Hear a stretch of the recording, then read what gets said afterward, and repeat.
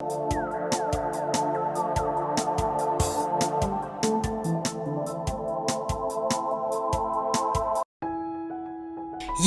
hosts millions of refugees who run away from the instability and the unrest in the neighboring countries and settle temporarily in the over 14 settlement camps.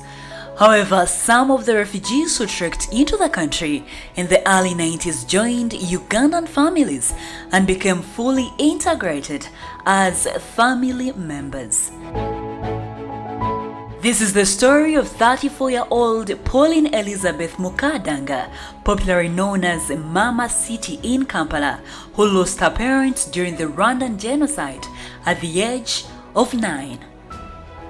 On the evening, the plane carrying former Rwanda President Juvenal Habyarimana was downed as it approached Kanobe Airport in Kigali. The whole nation was thrown into darkness.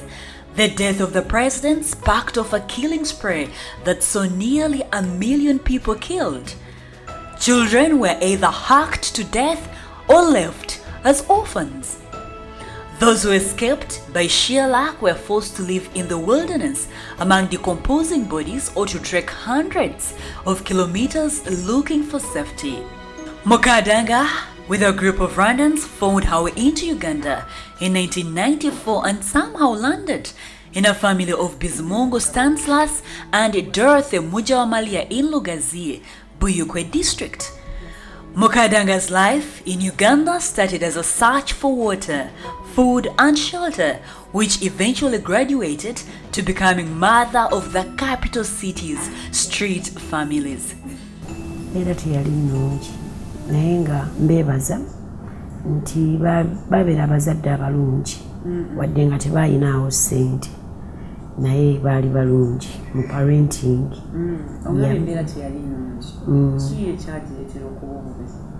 Sisobola kumanya kuba nali muto naye kyensobola kumanya nti awaka tewaliwo ssente nga waliwo byoba weetaaga ng'omwana naye nga tusobola bifuna mu budde obwo obutuufu. Nali njagala nnyo okusoma naye ng'okusoma sisobola kufuna. Nali sobola kufuna nga bwe nali nkwetaaga kuba nnasomangayo ne bangoba ne nzirayo keeka. Baalina abaana.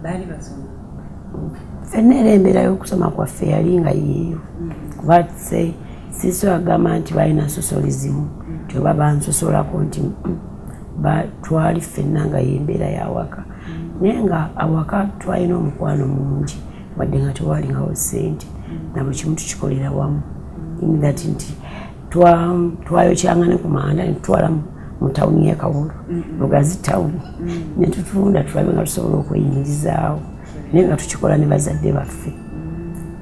The increasing elusiveness of school pushed Mukadanga to opt for employment miles away from Lugazi, a place she had grown to call home. At 15 years of age, she left for the city to work as a housemaid to earn some money that would supplement her school fees. She remembers having a discussion with her parents about a woman whose identity she will not disclose, who needed help at her home in Zzana along Entebbe Road. The woman, she says, left with her for the city after acquiring permission from the parents. Balinga batuyita bamukomba box akuba kati batuyita ba house girl enseekulaakulanye batuzunguwaza. Embeera ya wakati yali nti nno yalina omutawaana gwonna lwakuba nti era nalemererwayo olwa nali ndi muwala muto ate nga ndabika bulungi kati omwami wawaka oyo taata wange yannemesa awakaawo yatandika okumbuulira ebigambo ebyali tebijja mu myaka gyange ebigambo kwegamba ebiraga nti anjagala ate nga mutwalanga muzadde wange kati okundaga nti nno anjagala ayagala mbere mukyala we kiki nagenda okulaba nga sijja kusobola. A little girl with an ambition to attain education could not bear falling into the vulture's claws. She feared telling her boss what was happening in the house, so she asked to quit the job and head back home in Lugazi. She was paid 50,000 shillings since she worked for 10% of that per month. Despite the abrupt end of her first job, Mukadanga really had a good time in Zzana. Her boss's children were adorable. She admired the way they were raised. Abaana bankubanga wala nnyo nga ndaba nze mbategeka nga bagenda okusoma ate ng'olumu era nze mbawerekera kati nga mbeera nkomawo nga mpulira ennaku ne ngamba yiikalipo basoma bagenda bali omanyi ffe ensoma yaffe ey'omukyalo nsoma ndala nnyo ogenda muwogo omundi naye kati bano baba bakuba emigaati ngamba bano bali bulungi balina okusoma. The 5 months Mukadanga had spent in the city did not teach her much about Kampala city. This, however, did not stop her from getting to a taxi park to find means that will get her to see her family she had not been in touch with for quite a long time. For a moment, that day she remembers was Friday, and it was her Independence Day. The 18-kilometer journey from Zzana to Kampala was the epitome of her freedom. She had escaped the claws of the devil who was planning to end her dreams and supposedly heading home. However, since nobody knew she was heading home, nobody was expecting her or would probe where she was.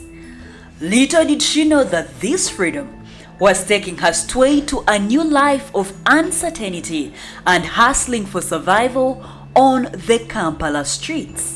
Olunaku olusirwerabira wenvaayo e Zzana n'akaveera kange natuukira ku paaka awo ngenda okulaba nga ninga atayagala kudda mu kyalo naye ng'ate siina waakugenda kati neŋŋamba njagenda naye kanjira neetoolwatoololamu nzijukira lunaku lwali wakutaano ntegeere Kampala kati bwe neetoolwatoololamu nenyambuka kuba kati ekiseera kino mmanyi Kampala bulungi nekyo ekiseera nali ntambula muwawa kati bwe natambula n'ekkanisa gye nasanga basaba mu Kisenyi awo neŋŋamba awo okusula nkoze eki nfunyeewa of course negatta bwegasi mubakola ki mubasaba naye nga jjukira nze njagala kusula busuzi sizze kusaba. At dawn, Mukadanga did not proceed to the taxi park to head home, but had a plan to remain in the city even though she did not have a place to call home. Going back to the village to relieve the poverty she had escaped for months was dreadful. At this point, Mukadanga made a decision to stay in Kampala no matter the consequences. Bwe nali ku church ngamba sijja kudda mu kyalo njagenda mu katale nsuubuli jjukira mami gye nali nkolera twalinga tujja ne mu katale ku buwino.